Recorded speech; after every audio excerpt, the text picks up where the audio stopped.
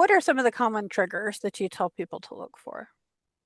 Oh, sure. Great question. So I think what's really fascinating about cyclic vomiting syndrome is that there really are identifiable triggers in a lot of patients.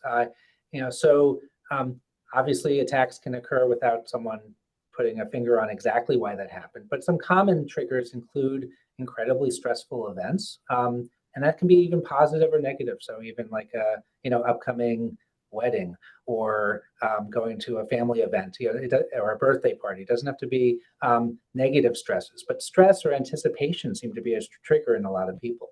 For women, phase of the menstrual cycle is a well-recognized trigger for some cyclic vomiting syndrome events. We call that catamenial CVS, catamenial being the medical term for phases of the menstrual cycle.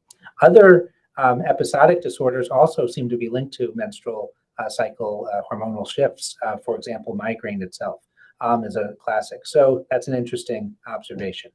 Other people can have triggers by acute physical illness, and that sounds kind of paradoxical to say because CVS itself is an illness. But if you had a really bad infection or a major surgery or something not related to cyclic vomiting syndrome, that kind of stressor physiologically can trigger a CVS attack in some people. So I would say those are kind of the big three. Basically stress is a pretty common trigger, and I would say most people can kind of identify that. The last one I would mention is sometimes just general lack of sleep and getting run down can trigger a cyclic vomiting syndrome attack. That's actually common for a lot of neurologic conditions.